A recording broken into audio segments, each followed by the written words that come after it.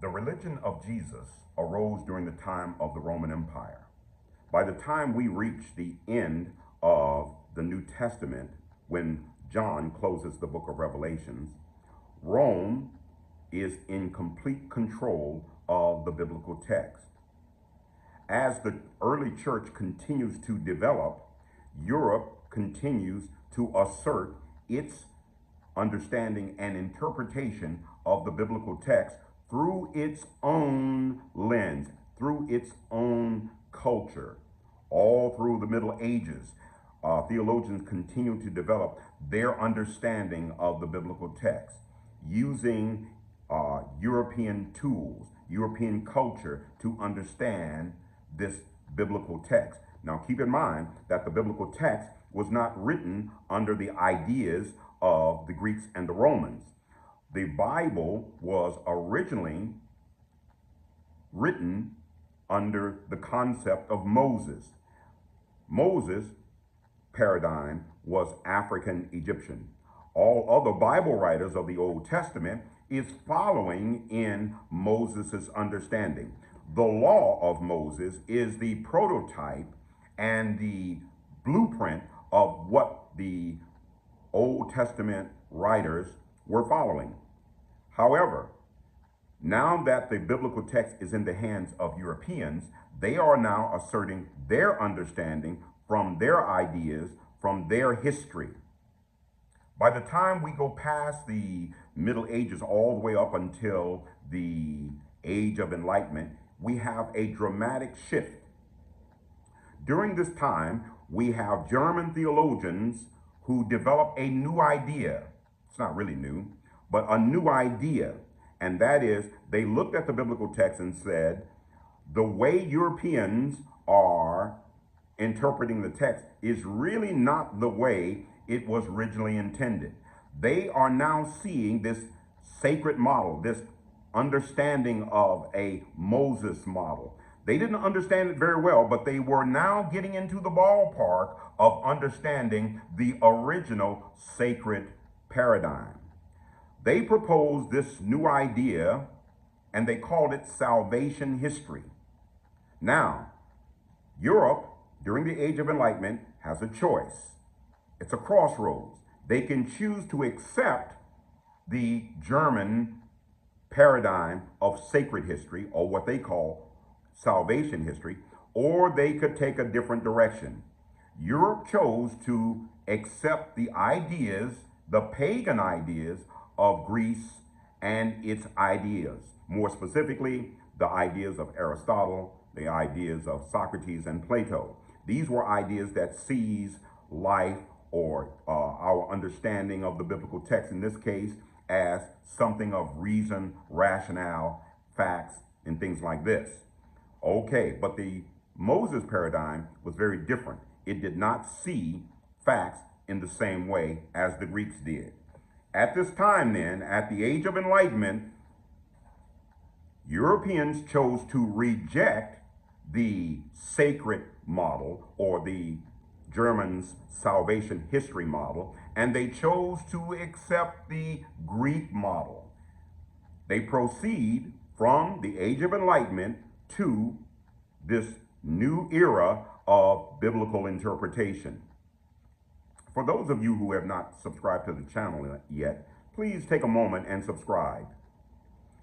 We now come to about 100 years right after the Age of Enlightenment, after the acceptance of the Greek paradigm. We have the rise of a new academic discipline that's going to have tremendous influence on biblical interpretation. This new science is called archaeology. It has gone through a number of names: archaeology, biblical archaeology, Levant, Syro-Palestinian archaeology. There's a lot of names that has come over the years for what it should be called. But Flinders Petrie begins for the first time this new science called archaeology, and he did it specifically in Egypt. The definition and the origin and the conceptualization of archaeology is rooted in ancient Egypt. Now, the definition of archaeology is very simple. Archaeology says archaeology is the search for fact. It doesn't care what you believe. It's not trying to get into your faith. It only cares about what it can prove. If it can prove something, then they consider it fact. All right. Archaeology, over the years, has been able to shed tremendous light on our understanding of the Bible. We have found many great discoveries that relate to the Bible. The Qayafa Ostracon, the Dead Sea Scrolls, which everybody knows, and you can see the House of David Stela. So there's a lot of archaeological studies that we have discovered that sheds light on the Bible. Now, after Petrie introduces his method of archaeology, then we see a paradigm here that we must take a note. We must take note of understanding. Archaeology, the search for fact, is very, very important because remember, it's following a Greek ideology that facts should have the last word. So this is why archaeology is going to have tremendous influence on how we understand the Bible. Then in the 1940s, we have the rise of a man by the name of William F. Albright. Albright brings biblical interpretation to center stage when it comes to archaeology. Albright says we can prove the Bible through the science of archaeology. Can you hear the Greek in there? Can you hear the Greek understanding of how they're proceeding on this? Well, it's going to have tremendous influence on biblical interpretation because the Dead Sea Scrolls have taught us a lot about understanding the Bible. Following this, Albright does many studies, and his team at Johns Hopkins University, by the way.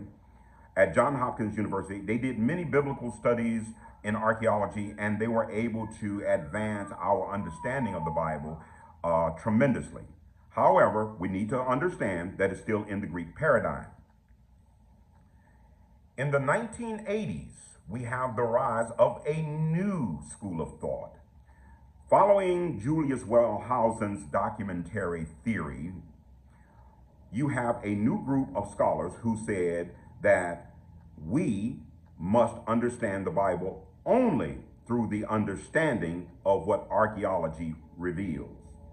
This school of thought is often called the Copenhagen school. It's also called the biblical minimalist. And that's a good way of understanding them because basically they put minimal value into what the Bible text says.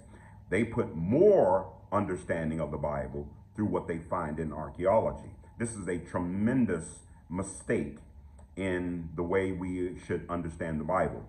Archaeology can shed light, it can help us to understand, but it cannot be the last word because it is rooted in Greek ideology. And we can't put the Bible only in that kind of a thinking. We must put Bible back into its original Mosaic foundation, which is faith. And that means faith, tradition, and understanding of what revelation really is. The biblical minimalist will have tremendous effect on biblical interpretation. And so to this day, there are many people who have accepted archaeology as the last word. So they look in the Bible and then they see things that don't fit reason, that don't fit physics, that don't fit understanding of the way the world works. And they look at it and then they say, it's not true, mainly because it's not fact. This is an idea that we must be tremendously cautious about. Archaeology can tell us a lot, but it cannot have the last word. Therefore, we have arrived at 2025, and this Eurocentric understanding of biblical interpretation is different from the original African Egyptian Mosaic model. If we are to continue to understand the Bible in the way that the Greeks understood, it's going to be really, really difficult for people to maintain their faith. What is needed is faith itself, and that faith is rooted in Africa and Moses' understanding of the law.